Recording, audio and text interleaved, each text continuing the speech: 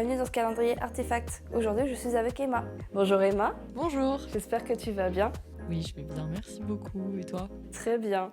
Est-ce que tu peux te présenter? Je m'appelle Emma et je suis mannequin, principalement dans le domaine, je pense, commercial. Les défilés, c'est pas trop mon truc. Aujourd'hui, du coup, dans cet épisode, je t'ai invitée parce que tu as fait un déplacement professionnel dans le cadre de ton travail et tu es revenue il y a quelques semaines et que tu as des choses à raconter. Donc, si tu veux mettre un petit peu de contexte, savoir où est-ce que tu es partie, pourquoi, surtout.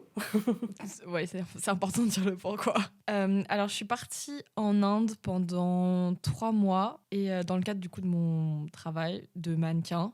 Et c'était mon premier déplacement à l'étranger comme ça pour le travail en fait. C'était la toute première fois et le tout premier contrat que j'avais à l'étranger.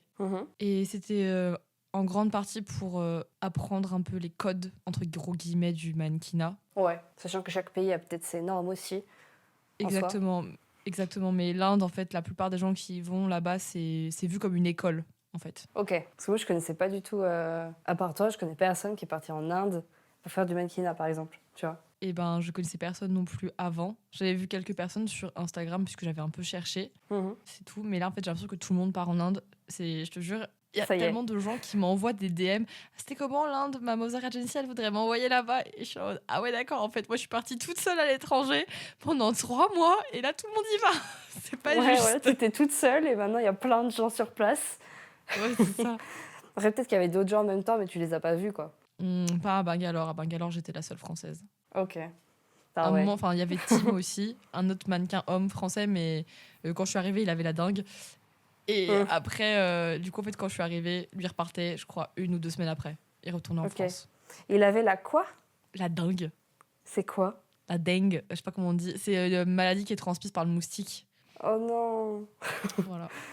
Il devait être dans le mal. Ouais, assez. Et du coup, quelle est la première petite histoire que tu aimerais raconter?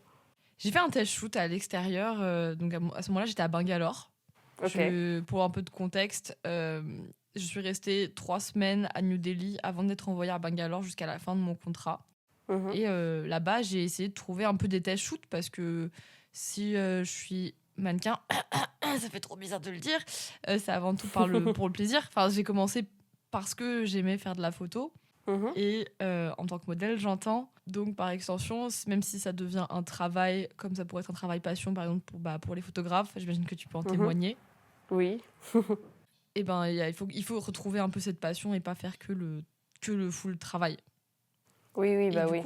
Voilà. Et du coup, j'avais organisé un test shoot avec une équipe en fait, que je connaissais déjà, avec qui j'avais déjà fait un autre test shoot avant en studio. Mais cette fois-ci, on était en extérieur. Et du coup, pour le make-up, elle m'a mis la crème solaire parce que on était dehors et qu'il faisait soleil et que je suis extrêmement blanche. Mais du coup, en tant que personne extrêmement blanche qui n'a pas mis le bout de son nez hors d'un studio photo depuis quelques semaines, la crème solaire, elle a pas trop marché. Oh, mince. Puis je pense que le soleil, il doit vraiment taper là-bas. Enfin, c'est pas pareil que chez nous, quoi. Il tapait vraiment. Mais en fait, je m'en suis rendu compte que vers la fin du shoot, mais parce qu'il était aux environs de midi, en fait. Et c'est là que je m'en suis rendu compte. Je me suis dit, ça tape quand même relativement fort. J'ai l'impression de le sentir beaucoup sur ma peau, quand même. Genre, ça brûle un peu, là. Hein. Ouais, c'était un peu ça. Genre, je sens bien le soleil, quand même. Et en fait, j'ai mangé avec l'équipe. Ensuite, je rentre chez moi. Et puis, je sais pas pourquoi, je me sens pas au top du top. C'est un peu chaud. Et en fait, je me suis regardée dans le miroir et je me suis dit, attends, je suis un peu rouge là. Et après, c'est devenu rouge, mais rouge écarlate. J'étais un homard. Oh là là. Et puis même ça fait vraiment mal. Genre, tu sais, ça chauffe et ça s'arrête pas. C'est ça. Et encore, je suis pas hyper sensible. Enfin, ma peau devient très vite rouge parce qu'elle est très très pâle. Mais je suis pas sensible trop aux coups de soleil. Disons que les coups de soleil sont rarement douloureux en fait, pour moi. J'ai cette chance-là. Sauf qu'en fait, le truc qui était un peu drôle, c'est que j'avais un headpiece sur ma tête. Elle m'avait mis une espèce de... Oh, elle avait... Je sais pas comment expliquer. Elle avait une longue mèche de cheveux. Ouais. Qu'elle m'avait mis en vaguelette, en fait. Donc, en partie sur le front.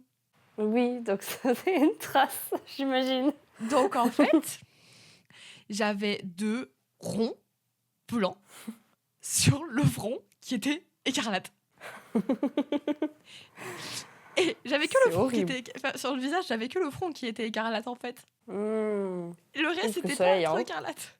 Mais le front, Parce que je pense que mon front était encore moins habitué à recevoir de la lumière parce que j'ai une frange. Oui, c'est ça. Bah oui, c'est beaucoup plus sensible. C'est ça. Et pour ne rien arranger, il y avait ce headpiece toujours qui descendait sur ma poitrine. Parce que la styliste avait fabriqué une espèce de top façon un peu soutien-gorge, entre gros guillemets, façon bandeau, je sais pas comment expliquer, avec des coques un peu en miroir en fait, qu'elle avait fait elle-même. C'était très beau. Et du coup, j'avais aussi le headpiece qui descendait, enfin la masse de cheveux qui descendait en zigzag sur ma poitrine. Enfin, sur au-dessus de la poitrine. Et donc, j'ai chopé aussi le meilleur coup de soleil de ma vie sur ma poitrine. Voilà. Super, genre vraiment nickel. Un tatouage inversé, quoi. Et c'était vraiment très blanc et rouge. La vanille fraise, mais c'était plus que de la fraise en fait. Mais c'était même plus que de la fraise, tu vois, tellement c'était tomate vanille. Tomate vanille, ouais, je pense que c'est le bon exemple parce que c'était rouge, mais rouge. Et du coup, j'ai passé c'était en début d'après-midi que j'ai vu que j'avais ces coups de soleil là. J'ai passé l'après-midi à me mettre du yaourt grec sur la figure, sur la poitrine, etc. En plus, il faut savoir que là-bas, du coup, j'étais dans un apartment, un models apartment. Du coup, il y avait d'autres modèles avec moi et on a partagé une chambre à 3. Ok. Donc, t'imagines pas le fou rire que mon coloc Douglas il s'est pris quand il est rentré et qu'il m'a vu avec genre le front tartiné de yaourt grec et la poitrine tartinée de yaourt grec parce que j'avais un bandeau du coup et j'avais tartiné le reste parce qu'en fait tout ce qu'il y avait au-dessus du bandeau c'était rouge. Ouais, tu t'étais vraiment tout pris quoi. C'est ça. Et du coup, professionnelle que je suis, j'envoie un message à mon agent quand je vois que ça n'a pas réduit vers 16-17 heures. Enfin, le booker. Et je lui dis, mais du coup, si j'ai un job demain, ça va être compliqué. Il me dit, bah oui, t'as un job demain. Je fais, bah oui, je me doute, mais c'est ce que je dis, ça va être compliqué en fait. Il me dit, non, mais t'inquiète pas, tu m'updates demain matin pour voir comment c'est. Mais, il n'a pas été déçu. Bah ouais. Attends, je vais retrouver les messages parce que en fait, je les screenais à ce moment-là. Parce que je les ai envoyés à mon copain en fait en lui disant mais qu'est-ce que je fais. Je vais les retrouver. J'ai les photos de moi. C'est bête que tu puisses pas mettre de visuel sur le podcast parce que j'ai les photos de moi rouge. Mais du coup voilà. Donc je lui explique du coup qu'en fait le test shoot était dehors et que du coup en fait j'ai pris un gros coup de soleil. Et il me dit ah oui demain tu as un job dear. Il me dit je vais t'envoyer les détails bientôt. Je lui dis pas de problème. Mais j'ai vraiment des grosses brûlures, enfin des gros coups de soleil et je pense que ce sera quand même vraiment très rouge demain. Et je lui envoie les photos de l'après-midi et vraiment sa réponse oh no. Ok, oh merde. Voilà, c'était vraiment ça. Et il me demande what you think. Et je t'avoue pas. À ton avis, je n'en pense rien. Là, je suis juste extrêmement rouge. Ça ne va pas partir d'ici demain. Qu'est-ce que tu veux que je pense Ça me fait mal. Voilà. C'est ça. Je lui réponds que sur le front, je peux gérer parce que j'ai une frange. Donc, généralement, les clients me la laissent. Il y a toujours le make-up. On peut toujours cacher. Le problème, c'est que comme je fais de l'e-commerce, je change de tenue très, très rapidement et très souvent. Donc, ça veut dire devoir mettre soit du fond de teint sur la poitrine et du coup ça risque de tacher les vêtements. Ouais, ça on veut pas. Voilà, soit ne pas mettre de décolleté du tout, mais pareil, c'est peut-être pas envisageable. Bah oui, en fonction de ce qui sont prévus comme vêtements. Ouais. Voilà, surtout qu'en fait du coup je lui dis je lui dis que je l'updaterai et il me dit oui le shoot de demain il est important. Et je me suis dit oh là là là là là là, au secours. Mais comment ça s'est fini du coup ? Ça s'est fini. En fait, il n'avait pas updaté le client. Donc, il me redemande des photos le matin même. Et donc, je suis toujours aussi rouge, il n'y a pas de changement. En tout cas, je me suis pas... C'est pas que je me suis fait engueuler, mais il m'a un peu remis la faute dessus en mode mais pourquoi tu nous as pas prévenu, etc. Je lui dis mais j'ai prévenu, vous saviez que j'avais un test shoot. Il me dit oui, mais pas en extérieur. Et je lui dis mais si je l'avais su, je vous l'aurais dit. En fait, la dernière fois, on a fait avec cette même équipe, on a fait un test shoot en studio, donc je penserais que ce serait la même chose. Ouais, et c'était pas le cas, donc tu pouvais pas les prévenir d'un truc que tu pouvais pas savoir, quoi. Exactement. Donc, au final, je suis pas allée travailler ce jour-là. Du coup, ouais. C'est pas possible parce que le lendemain, j'étais déjà bookée en fait pour un autre job. Donc, en fait, j'ai passé la journée à me mettre de l'aloe vera sur la tête et la poitrine pour que ça parte le plus vite possible. Et le lendemain, quand je suis arrivée du coup dans ce studio-là qui s'appelle Mintra et où je travaille régulièrement, moi à Bangalore, j'ai travaillé pour majoritairement 2 studios, Puma et Mintra. Ils me bookaient, c'était pratiquement eux qui me bookaient toute la semaine. Enfin, j'en avais quelques autres, mais c'était principalement eux. Et chez Mintra, j'avais régulièrement la même équipe. En tout cas, la même maquilleuse, ça, c'est sûr. Et au fur et à mesure, dans tous les cas, c'est comme quand on est booké là-bas régulièrement, on vient et les équipes commencent à nous connaître, en fait, au fur et à mesure. Oui, voilà, ça devient des gens que tu connais, que tu côtoies et que tu peux déconner un peu avec eux. Enfin, tu sais, il y a un lien qui s'installe. Voilà, c'est exactement ça. Et donc, j'arrive. J'avais mis une chemise ce jour-là. Et je m'étais lavé les cheveux parce qu'ils étaient pleins d'irodes grecques, forcément, sinon c'est pas drôle. Et du coup, je m'étais coiffée, donc j'avais ma frange. Et j'arrive et je préviens tout de suite Vanessa, qui était la make-up artiste. Bon, j'ai chopé un coup de soleil. Elle me regarde, elle me dit ok, ouais, t'as un peu pris des couleurs sur le nez, sur les pommettes, quoi. Je regarde, je fais non. Je soulève ma frange. Son visage, et elle a explosé de rire. Alors c'est positif dans le sens où ça la fait rire, mais ça ne lui fait pas peur, tu vois ce que je veux dire? Bah c'est ça. Et après je lui dis mais en fait le truc c'est que c'est pas tout.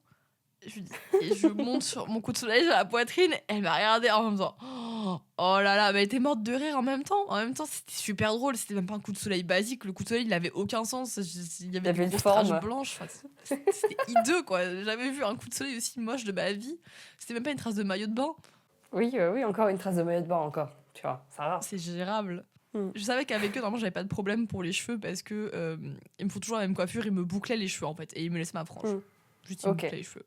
Et donc, comme j'avais dit, le make-up, le coup de soleil se cache facilement avec le make-up, donc c'était simple. Et du coup, elle demande à la styliste. La styliste, elle me regarde, elle fait. J'ai fait, et vraiment j'étais au bout, j'étais please don't send me home, me renvoyez pas et tout, il faut que je travaille, il faut vraiment que je travaille parce que j'ai loupé un job hier. Sachant que c'était vraiment le seul et unique job que j'ai manqué pendant ces 3 mois. Ok, bon, la marge d'erreur et ça va quand même. C'est ça, sachant que j'ai quand même été malade plusieurs fois à la fin, mais j'ai jamais loupé un jour de travail, à part du coup cette fois-ci. Et donc, chez Mintra, on est par 2 généralement dans les studios. Ça peut être un garçon, une fille ou 2 filles. En l'occurrence, là, on était 2. Et on avait les mêmes collections à faire. Donc, on a pu interchanger. Ce qui avait décolleté, c'est elle qui le faisait. Et du coup, je prenais le reste qui n'était pas décolleté. Donc, en fait, j'ai pu travailler ce jour-là. Mais t'imagines pas le fou rire que s'est tapé l'équipe quand j'ai montré. Bah oui. Même la chef make-up artiste, quand elle est venue et que je lui ai montré, elle était morte de rire, quoi. Mais en même temps, on dirait un magnifique make-up raté, tu sais. Mais c'est ça, sauf que moi, j'ai dû garder ça pendant 1 semaine. Et oui, donc pendant 1 semaine, ils ont dû trouver des solutions, en tout cas tes clients, pour masquer le truc, quoi. En l'occurrence, ils sont bien adaptés, c'est cool. Bah, surtout Mintra, oui. Ensuite, j'étais bookée chez Puma le lendemain. Ça avait déjà commencé à réduire parce que je me mettais bien de la crème, même entre les différents vêtements. En fait, je me mettais de la crème hydratante, en fait.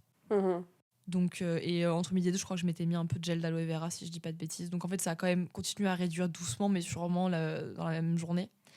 Et le lendemain, chez Puma, j'avais de la chance, j'ai pas fait de brassière ou quoi que ce soit. Donc, j'étais très chanceuse à ce niveau-là. Ouais. Ils ont rien vu, quoi. Non, enfin, si, ils ont vu, ils ont rigolé. Toujours, parce que le coup de soleil sur le front, il est pas parti tout de suite. Autant la poitrine, ça s'est vite effacé. Autant le front, je l'ai gardé un moment, ce tatouage un peu moche. Ouais, donc t'es tombée sur des gens qui sont très gentils, quoi. Ça, c'est cool. Vraiment. Et professionnel. J'ai eu cette chance. Ouais, voilà, j'ai eu cette chance-là. Du coup, c'était mi-octobre. Et après, c'était la décadence au niveau de la maladie.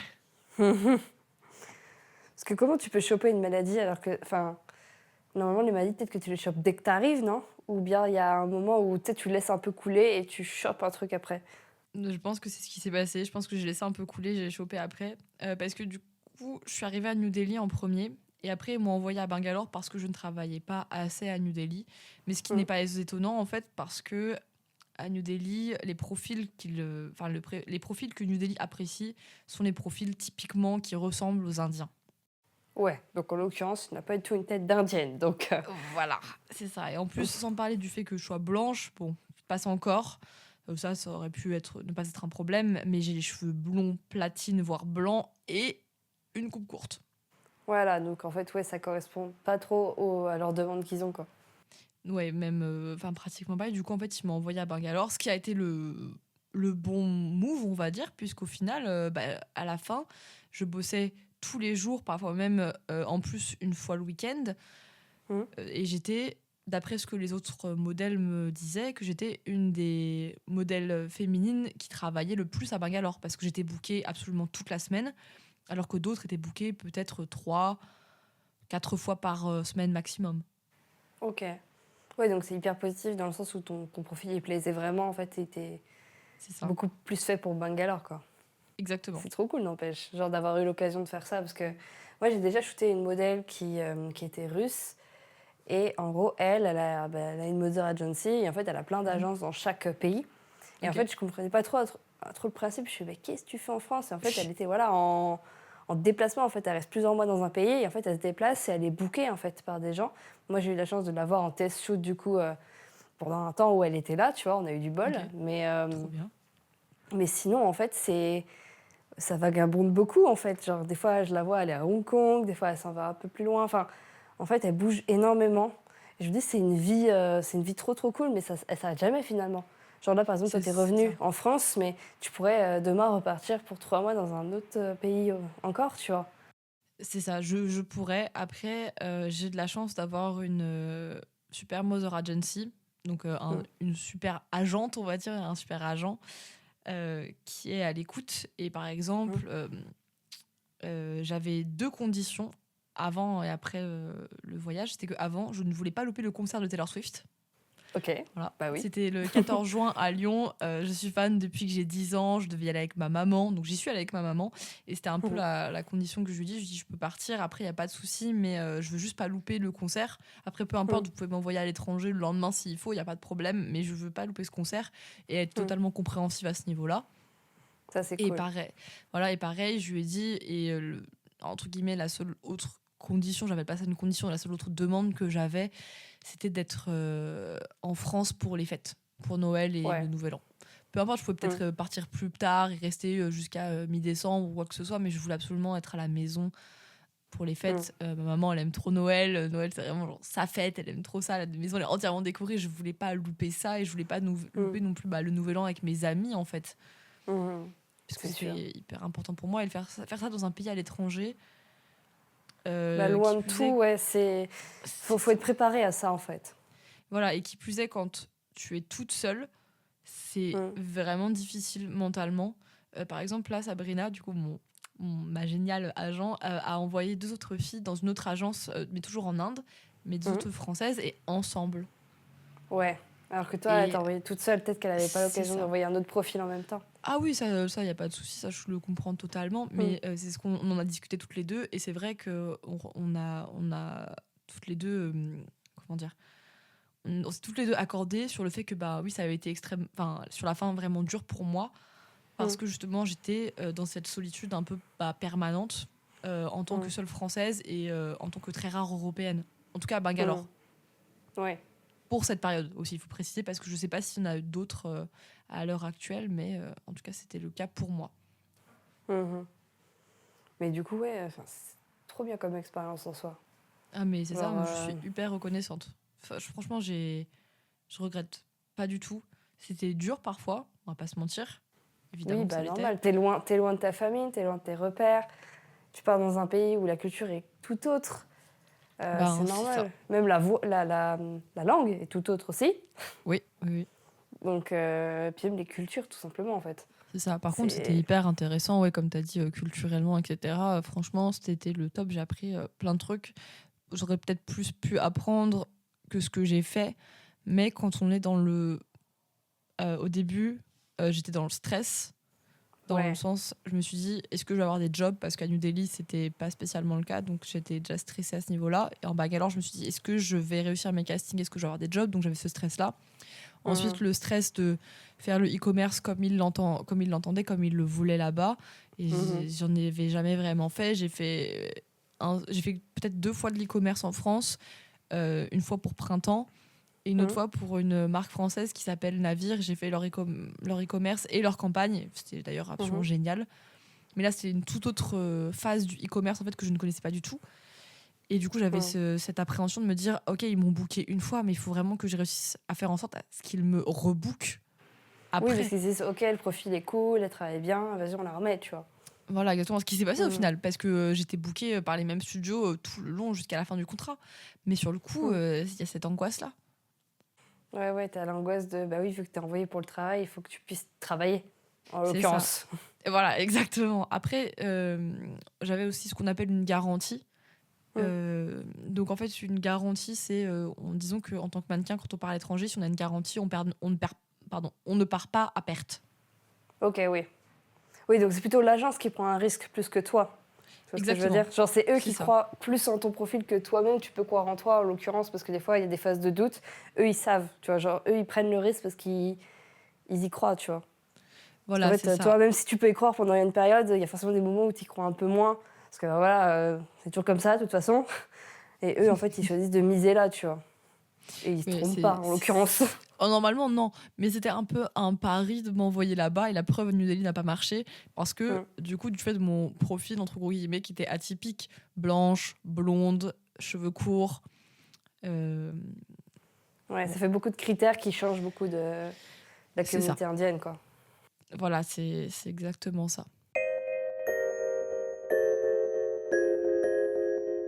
Une autre anecdote que j'ai, bon, c'est toujours sur un job.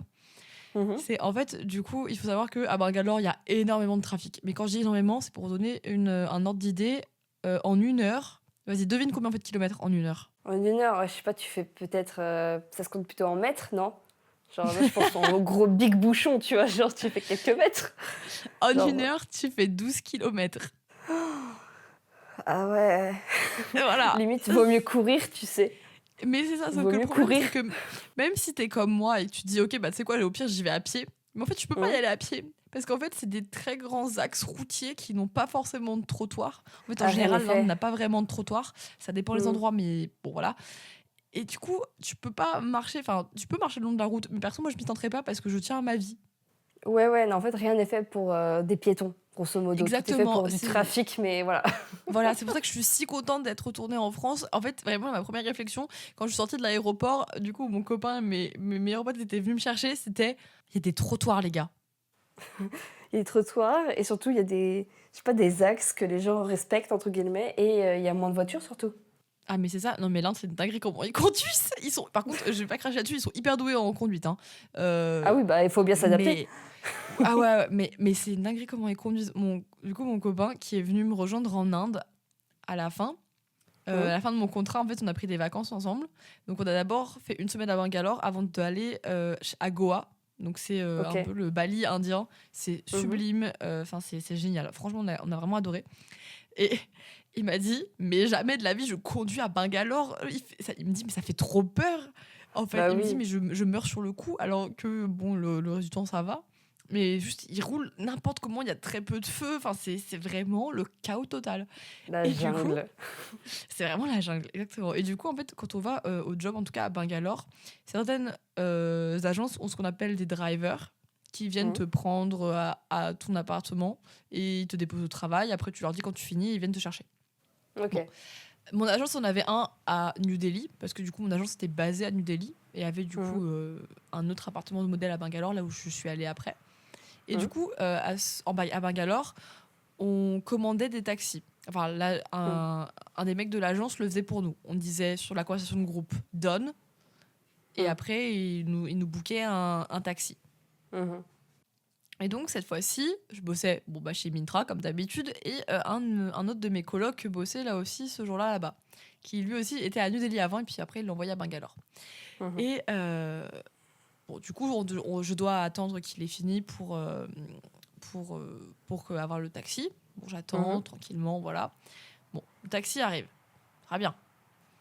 Et là, Oui. on s'est demandé dans quoi on était fourrés. On a mis 1 heure et demie, voire 2 heures, à rentrer chez nous. Oh là là.